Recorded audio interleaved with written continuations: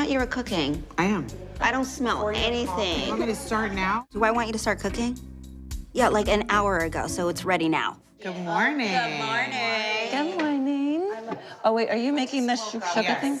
Do you need any help? You can cut the tomatoes if you want.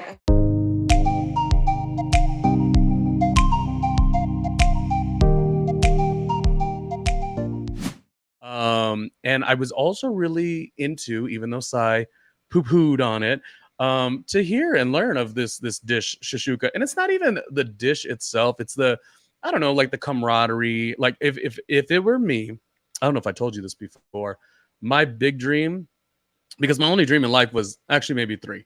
My only dreams in life since a kid, I mean, I used to get the toilet paper wrapper or roll rather when it runs out, and I'd go to the mirror in the bathroom and I'd put the toilet paper roll up as if it was a microphone, and I would count down 5, 4, 3, 2, 1, like I was on an episode of TRL. Well, technically it wouldn't be TRL because TRL didn't start till I was a teenager, but you get what I'm saying. I've always been big passion for broadcast, radio, specifically radio, but like as it transitions into television, yes. Anyways, I'm gonna get to shashuka and Sous-Chef, all that. And outside of that, I think I've also only ever had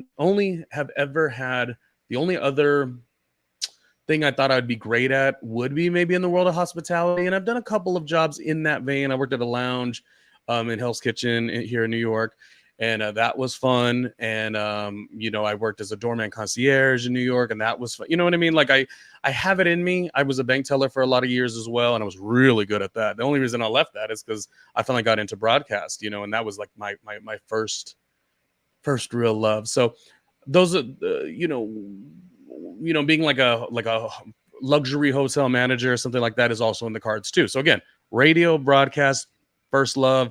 Always something at the high level in terms of customer service and luxury experience.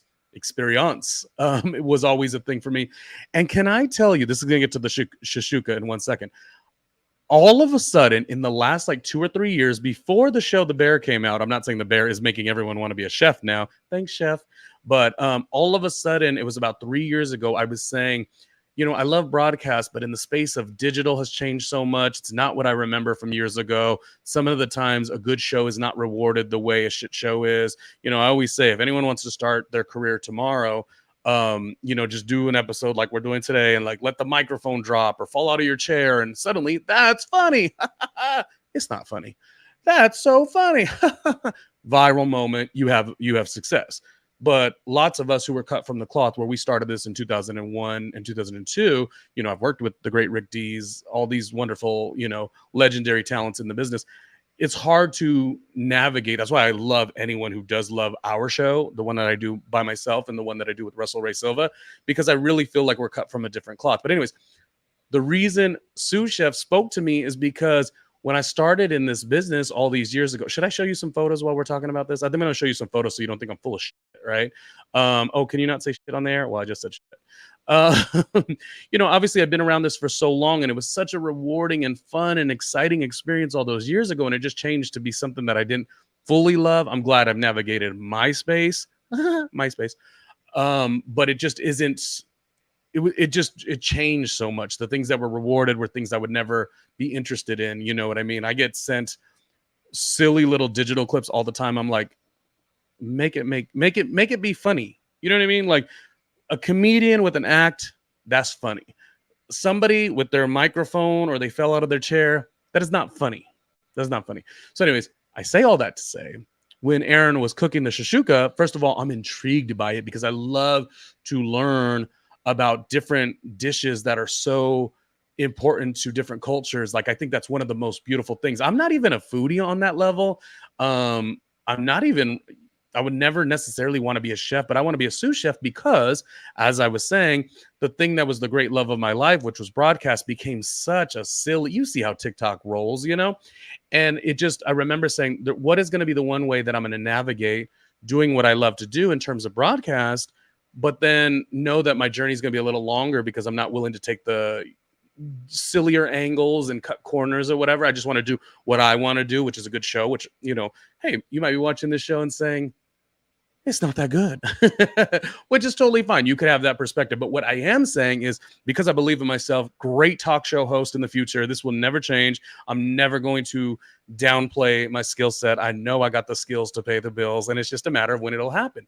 But in that journey, for me to, and I've said this, and it's so exciting, that TV show on FX, The Bear on Hulu, so fantastic. You probably will feel like you want to be a sous chef after too, or a chef in general. It was about 4 years ago. I was just in a little bit of a rut, and I was like, all of a sudden, one day, I don't know where I was, and it's again that customer service that's in me, where I was like, I must have been around family, maybe. Maybe we were making, gosh, like some of the aunts, they'll make tamales for the holidays or whatnot. So maybe it was like me being around and what needed to be prepared. And I just was like, it was like a calling to me. I don't think it was the tamales. I really don't. I think that was, I don't really know what it was, but it was one of these days where I just got to cut onions and cut tomatoes and, just be, like food preparation. I thought it was just such a thing that gave me a peace of mind, a relaxation, a calmness. So isn't that funny that while my one dream is to like have the biggest talk show in the world, in the vein of like a David Letterman, who I highly respect, the other dream is like not even a chef, because those are, of course, wonderful and gigantic careers, but just a sous chef, just somebody who's like, okay, Erin, you're going to make shashuka. Tell me about it. What do you need cut? Oh, you need the onions cut? No problem. Okay, I'll get the eggs prepared, this, and this. Okay, you need another pan. You need the flame set, like whatever needs to be done. I love that. I so love the concept of being a sous chef. Could you imagine? I mean, like, could you imagine I became a successful sous chef or chef in that matter by way of the journey that is the ups and downs, because we know it's the ups and downs of a radio and talk show emerging career. Like, wouldn't that be the coolest thing ever? And that's what I'm saying. So when Erin is making shashuka, I just want to be a part of that. Like, I would be the one person in that kitchen that wouldn't necessarily be like demanding how Sai was like, where's the food at? I would be like, oh, hey girl, what do you need help with? Blah, blah, blah, blah, blah. Like, there is such a calling for me with that. Anyways, you don't come here to find out what I think about shashuka and food preparation and if I should be a sous chef, but today you learned a little. So I did love learning about Uba Hot, the product that she had, and how it really worked out because, her modeling and some of the strict diets that she had to do in terms of the steamed foods. And that's why Uba Hot was born, to give it a little bit of flavor.